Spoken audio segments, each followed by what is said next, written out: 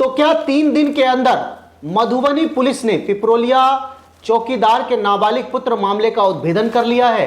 जी हां, दावे तो ऐसे ही कहे जा रहे हैं। जी हां, पिपरोलिया चौकीदार के नाबालिग पुत्र का मामला इन दिनों खासी चर्चा में थी।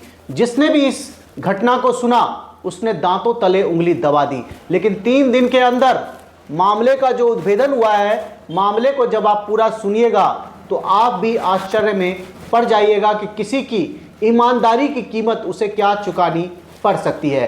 जी हां, पिपरोलिया में जो चौकीदार है उनके 12 वर्षीय 13 वर्षीय पुत्र आदित्य कुमार चौपाल का जो अपहरण हुआ है और जो उनकी हत्या हुई है, उसके पीछे की स्टोरी क्या है आज हम आपको बताने वाले हैं। तो जो भी आप वीडियो में नए हैं बने रहिए, क्योंकि आज ये स्टोरी काफ़ी ज़्यादा आप लोगों के लिए इंटरेस्टिंग होने वाली है और साथ साथ काफ़ी कुछ ज़्यादा आपको सीखने को मिल सकता है। कहानी शुरू होती है अररिया संग्राम के एक चौकीदार से, जो अक्सर ही शराब पकड़ी जब जाती थी, उसमें जो गाड़ियाँ आती थी या मोटरसाइकिल से जब भी दारू पकड़ी जाती थी, उसको लेकर थाना क्षेत्र का ही एक शराब डीलर जिसका नाम मोहम्मद जिलानी बताया जा रहा है, जो कि सरपंच भी बताया जाता था, वह लगातार चौकीदार पर दबाव बनाया करता था कि आप मेरी गाड़ियों को छुड़वा दीजिए।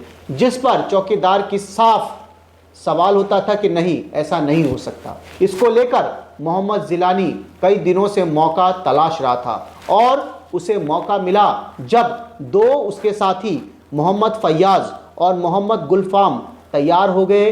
50,000 रुपये लेकर उन्होंने इस बड़ी वारदात को करने की ठान ली। बड़ी वारदात को करने की बात हो गई। जी हाँ, इस मामले को लेकर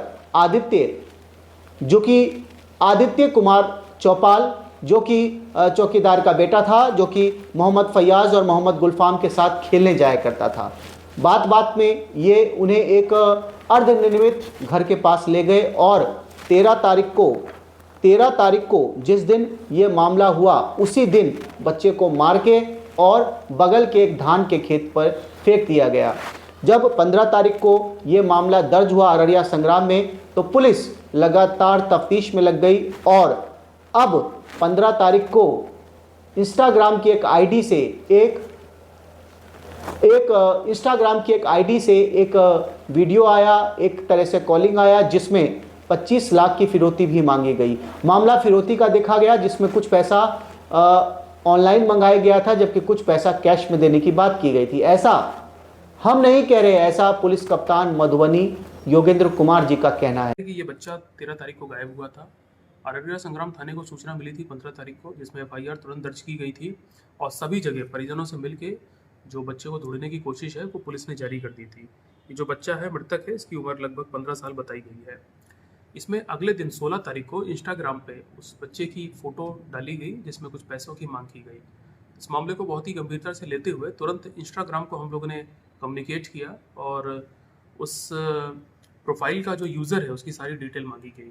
और जैसी पुलिस को 2 दिनों के अंदर ये जानकारी मिली तो पुलिस ने अपनी छापेमारी सब जगह चालू की और उसके आधार पे जो 2 लड़के हैं उनको अरेस्ट किया गया कल।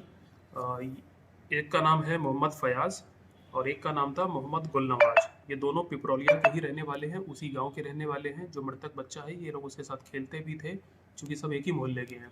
इनसे जब कड़ाई से पूछताछ की गई तो उन्होंने बताया कि इन्होंने जिस दिन बच्चे को अगवा किया था उसी दिन उसका गला दबा के या मुंह दबा के उसकी हत्या कर दी थी और वहीं पास में एक धान के खेत में पानी में इन लोगों ने जो शव है उसको फेंक दिया था। तो इनकी निशानदेही के आधार पे कल सुबह पुलिस ने शव को बरामद कर लिया और बरामद करने के बाद में जो शव है उसका पोस्टमार्टम कराया गया। घटनास्थल पे एफएसएल की टीम आई थी, डॉग स्क्वाड आई थी और हम सारे सीनियर अधिकारियों ने घटनास्थल को विजिट किया था। इसके बाद इन दोनों लड़कों से जब और कड़ाई से पूछताछ की गई तो इसमें सारी बात खुल के आई। इसी पिपरोलिया गांव का एक सरपंच है जिसका नाम है मोहम्मद जिलानी। इसके बारे में ये पता चला है कि इसी ने ये जो पूरा षड्यंत्र है रचा था और इसने इन 3 लड़कों को बुला करके बोला था कि मैं 50,000 रुपये दूंगा इस काम के लिए।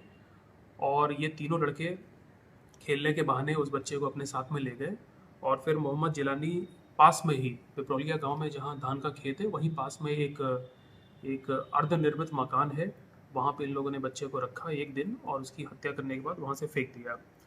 तो इसमें पुलिस स्टेशन ने कार्रवाई करते हुए एफआईआर दर्ज की और अपहरण करने की ये एफआईआर दर्ज की गई थी और तुरंत इस मामले को बहुत ही गंभीरता से लेते हुए एसडीपीओ झंझारपुर के नेतृत्व में हम इस तरह की खबरें आपको लगातार दिखाते रहते हैं। अपने आसपास से जुड़ी छोटी बड़ी खबर के लिए लगातार देखते रहे खबर आसपास। फिर मिलते हैं किसी अन्य खबर में, तब तक दीजिए इजाज़त। जय हिंद, जय भारत, जय मिथिला।